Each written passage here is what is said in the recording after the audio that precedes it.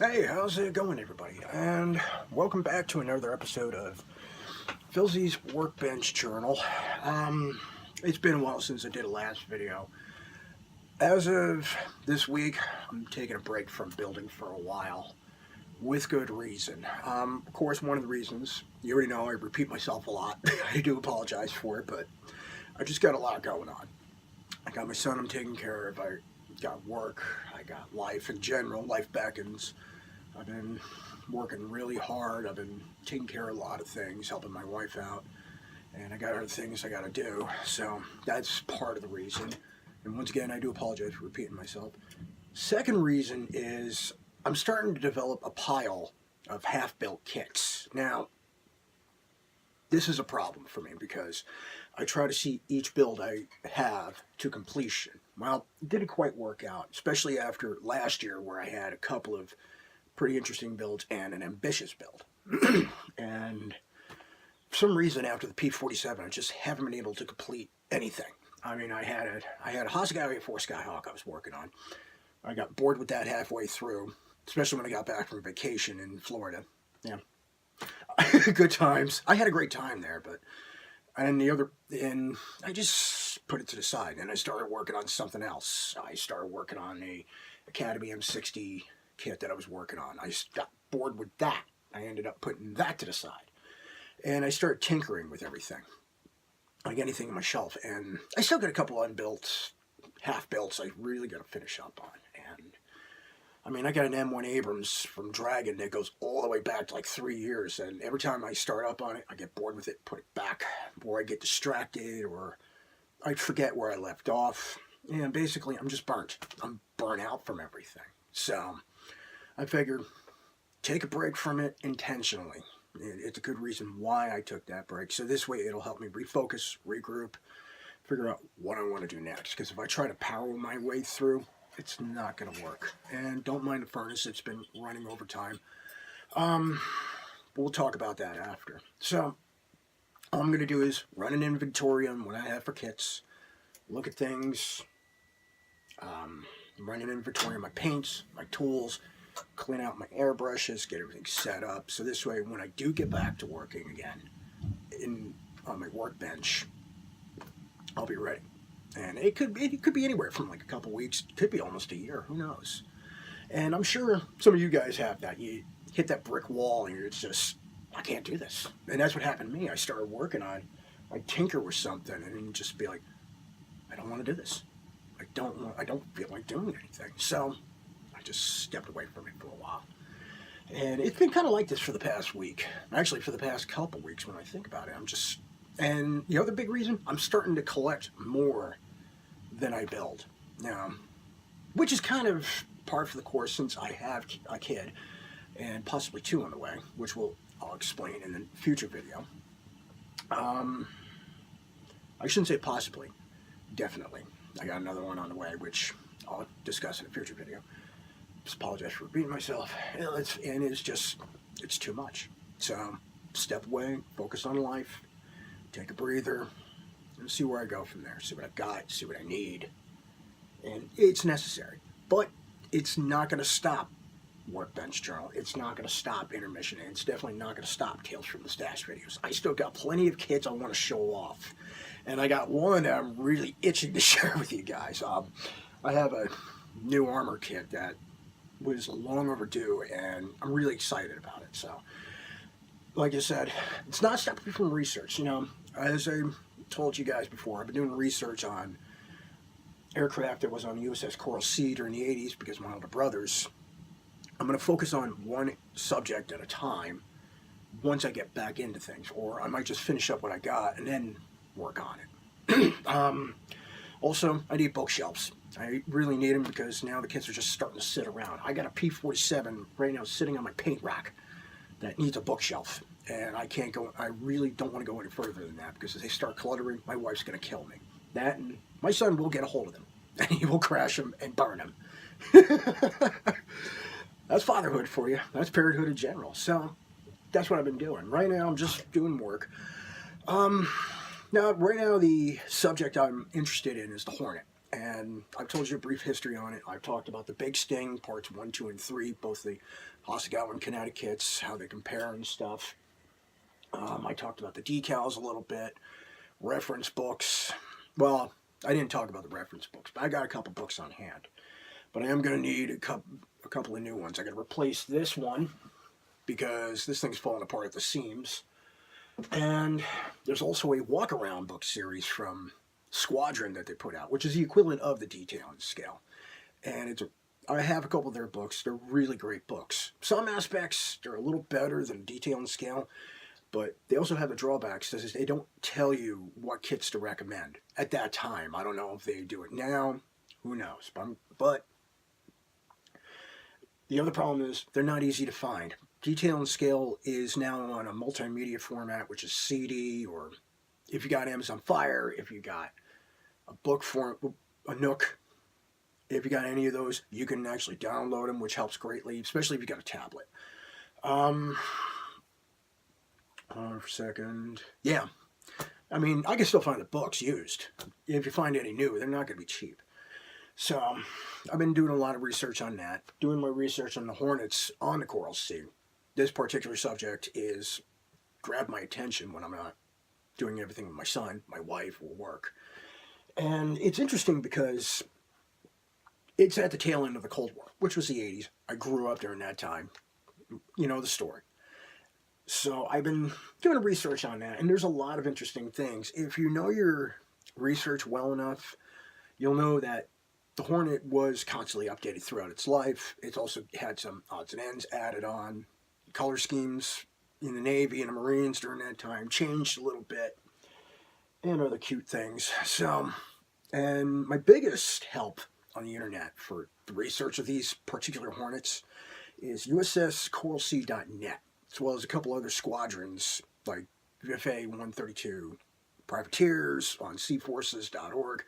But back to the CoralSea.net, it's a great website because it shows everything dedicated to that carrier and all the aircraft, the crews, photos that involved it.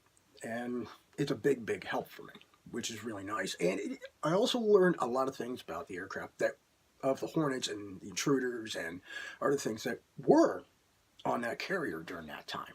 And since I'm focusing on the Hornets, we're going to leave it at that. Actually, let's see, 1, 2, 3, 4, 5, 6, about 7 different squadrons actually served aboard the USS Coral Sea under Carrier Air Wing 13, which was pretty interesting. 3 of them were Marine Corps squadrons, of course. 2 of them participated with the 2 Navy squadrons during Operation Prairie Fire in El Dorado Canyon, which I do have the decals for. The other 4, not the most it seems like every squadron has done was 2 deployments with the Coral Sea. And at most, one, not at most, at least one. The 2 Marine Corps squadrons, the Black Knights and the Death Rattlers, were there for the first deployment. The 3rd Marine Corps Squadron, which was the Warlords, served on the last deployment for the USS Coral Sea. VFA 137 or 136, I don't remember which. The Kestrels served at least two deployments. Nighthawk served 1. The Privateers served 2. The Wildcat served 2. The interesting part about the Nighthawks, Kestrels, Privateers, and Wildcats was those 4 squadrons were all original new FA-18 Hornet squadrons that were established during the 80s, since the Hornet was coming in. The other 3 were Hornet squadrons were actually used to operate Phantoms. So the Marines didn't have all new Hornet squadrons. They had conversions, but they all trained over on the West Coast to operate the Hornet or to fly it. So I did a lot of research on that, and it made it interesting because it showed the pictures of everything in transition, but it also showed nice color photos, what it carried, what it didn't carry. I do know during that time, laser-guided bombs were a premium, so they didn't carry them that often. They carried a lot of dumb bombs, of course. General-purpose, low-drag bombs. General-purpose, low-drag. This was before GPS. This was before where laser-guided was cheaper. Now, warfare has changed. It was still that end of the point. They still used like snake eye fins, like the fins that open up to slow down descent bombs. This was before joint standoff weapons. This was before being able to carry a cruise missile on aircraft. So, and it was pretty interesting at that time. And also at that time, you're also transitioning air-to-air weapons. Like they just they had the latest variant of the Sidewinder at that time. They also had the latest variant of the Sparrow. The AIM-120 was still in the testing and development stage due to the software and everything else that was tricky. And it was made it for interesting. Also, at that time, they introduced a PAVE penny seeker, a strike camera. And they were just getting the FLIR, getting forward-looking infrared pods, being able to carry them in a smaller amount. And some of the pictures that showed the Hornets with these at that time, this was from 85 to 90.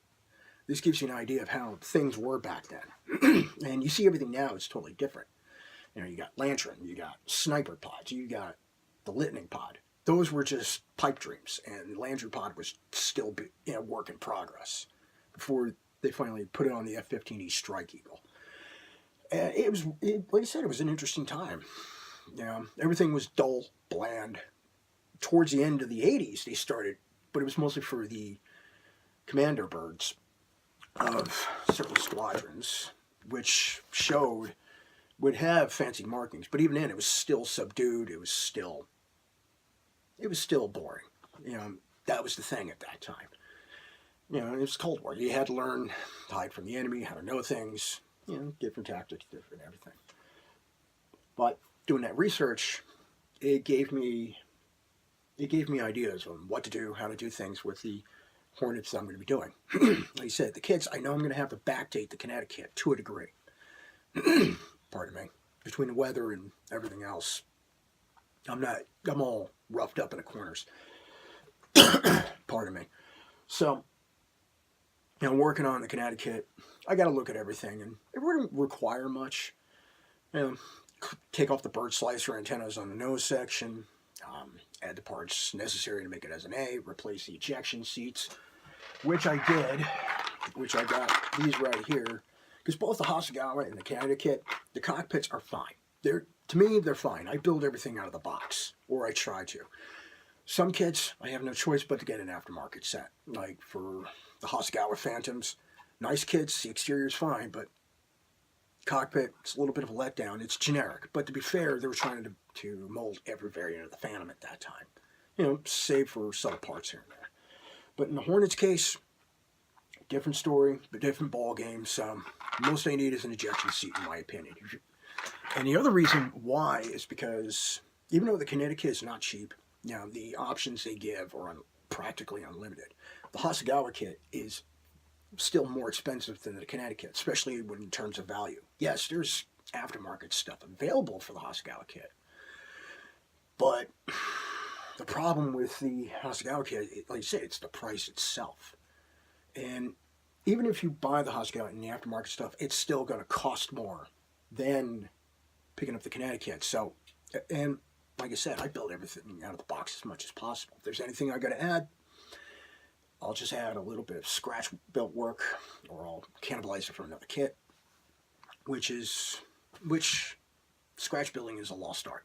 It is still a lost art, and it's a fine art, because if you could do that, you could do anything.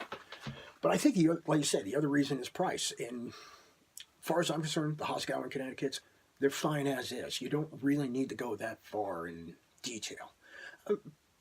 I will say that if you are going to add extra detail to it, all you really need is an aftermarket resin ejection seat. Because, like you said, detail's fine. If you got to modify the cockpit to represent a specific variant, you may have to. I mean, Edward does have beginner photo etch sets, simple photo etch sets for that, which is no big deal. But like I said, ejection seat does make a world of difference, especially when it comes to kits like Hasegawa and kinetic.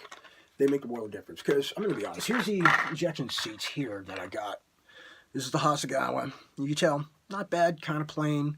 Doesn't have the photo etch seat belts or any aftermarket stuff. You got a kinetic kit, completely different seat, especially if you're building the early variant, the A and the B. Now, this represents more the later ejection seat used by the Navy.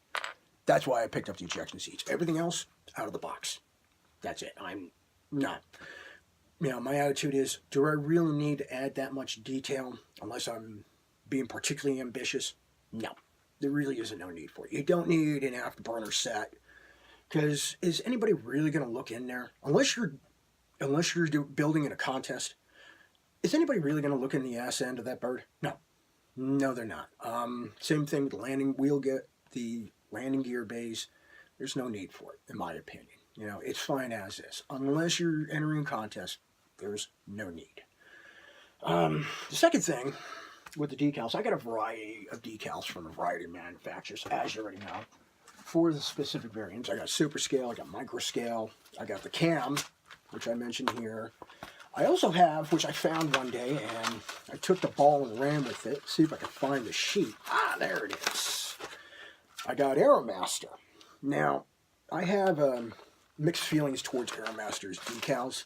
They're nicely printed, opaque, well done, but they can be a little uncooperative when you're applying them. One thing I did learn about them is if you're going to apply them, you might need stronger setting solutions. And make sure your water is piping hot. So this way, it'll conform to the surfaces a little bit better and a little bit easier. But I like Aeromaster. I just have mixed feelings about them. So that'll be an interesting subject one day. We'll talk about everything. But otherwise, I'm just doing my research, thinking of what I want to do, go one step at a time. Like I said, I got 8 Hornets I got to build. Possibly 9, maybe 10 if but these will be over the course of years, not all in 1 year or all in one sitting. No, it ain't happening. I got too much going on, as I said before. Like I said, taking a break from everything. So I'm just going to clean up inventory, organize, then see where we go from here. But as I said before, this doesn't stop the videos from showing up on my channel. Like I said, I got plenty of stuff to share. I got plenty of things to talk about. And that's basically it. I do have, if you're curious of things I built, I am on Facebook. I do have pages. I do have a page, so if you can find me on there. My full name's Philip Metz. Might be a little difficult to find me, but some of my builds I've posted on modeling groups like Scale Aircraft, Plastic Model Building Group. There's Facebook Scale Modelers, which I'm a part of, USAF scale groups. I'm also friends with other people. I'm friends with, I shouldn't say friends, I'm acquainted with other fellow modelers, so you'll spot me on that. And I'd like to hear from you guys more, of course. As you know, I made shout-outs to other fellow modelers, like Moddy's Military. I got My Messy Workbench from a fellow model builder, Michael Lambert. I subscribe to him on YouTube. Got Gain of Magic. There's a few more I friended on YouTube, so. But this is all I got for now. Sorry for the rambling. I'm just figuring I'd give you a heads up on everything, what's going on. And hopefully I'll try to get these videos made on a regular basis because they've been really erratic. Like I said, life beckons and it's hard to get down here. And this is one of the few times I've actually sat down in here and took a break. Now, if I do start working, it's going to be working on models again. It's going to be upstairs. This way I know what's going on and I'm not cut off from the world. So this is what I got for now. I will talk to you guys again soon, hopefully on a regular basis. We'll see what happens. Happy modeling. Take it easy. Have fun.